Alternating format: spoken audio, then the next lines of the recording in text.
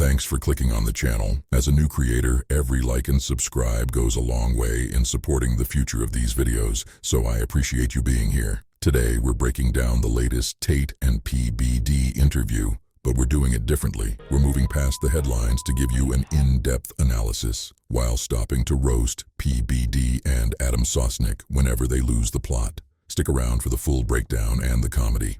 Nobody defends you more than me. And just so you know, this is part one. The rabbit hole goes much deeper, and more is coming soon. So let's get into it. That's a fair argument, but Don't mind the PBD lagging. There will be more of that, but we got to get into it already. Let's look at the actual logic of the Vondome incident. In the mainstream media rush to condemn animals, they ignore the basic reality of high-level nightlife. When you're at a VIP table, you don't have the DJ's headset on. You don't control the playlist. Andrew is very clear here. I didn't play it. I didn't ask him to play it. I didn't dance. I didn't sing. In fact, the only time you see me on there is me storming out of the bus, saying this is ridiculous, and leaving. He was at a venue, a song came on, and suddenly the media wants to hold him responsible for the DJ's choices. It's the ultimate reach. If a controversial track plays in a stadium of 50,000 people, do you blame every person in the front row? Of course not, but because it's the Tates, the rules of logic seem to change. This looks less like a celebration and more like a standard Friday night where Andrew is doing what he always does, staying composed while the world around him tries to bait him into a headline. We're seeing a clear attempt to tie his name to something he didn't create, didn't request, and didn't endorse. It's guilt by proximity. And it's a tactic used only when the Matrix can't find anything real to pin on you. So I'm not here to make excuses for myself. I'm not here to say it wasn't me.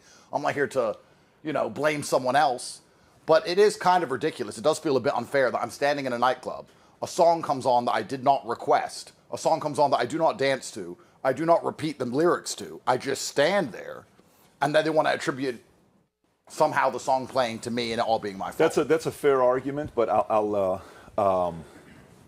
Now, if you're like me and like to laugh at PBD, let's appreciate this golden moment. Here we see the high-performance PBD mainframe attempting to process a Tate-level query in real time. You can practically hear his system fans spinning at max RPM and the smell of ozone as his CPU hits 100% capacity. Usually he's thinking 5 moves ahead, but right now the next 5 moves are currently stuck in a 30-second buffering loop while his internal OS tries to find a file that doesn't exist. Absolute focus. Yeah. So guilty by association, it's the first thing they're going to say. You hung out with these guys. When I watched the video, Andrew, with you and them, Tristan looks extremely uncomfortable. Yeah. Okay? And the way you were smiling, because I saw a lot of, everyone's texting me. You and I communicate, we have conversations together. You looked extremely uncomfortable as well. You're smiling, but you're not, you know already what's going to happen. It was almost a look where I said, Tate knows what's about to happen next. Yeah, the shock value really isn't worth it to me.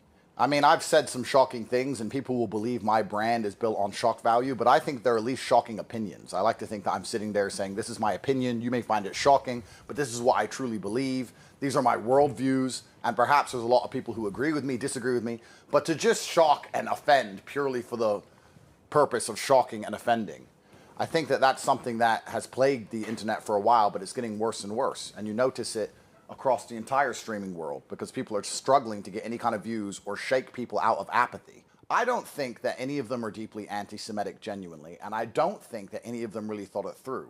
Honestly, I think they're just kids. I think they're just kids. It gets a reaction. They think they're funny. They're on the internet. They need a reaction. They want likes, and they did some fucking dumb shit. That's what I think it is. I think they're just literally retarded. How old is Nicholas? If you don't, how old? Cause I know I don't know. They're all young. They're all in their young 20s or something. I would love to agree with you, brother, but they're not all kids. By the way. Now, don't we all just love it when Adam has something to say? He's like that one guy at the party who stops the music to remind everyone that the chips are actually 20 calories. Andrew is out here explaining the high-level psychological warfare of internet shock factor, and Adam is in the corner with a calculator and a birth certificate, like, actually, Myron is 38.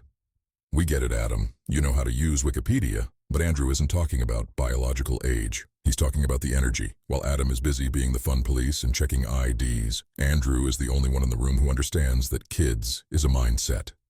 nobody online or in the Jewish community defends you more online or behind the scenes than me. You little fucking weasel.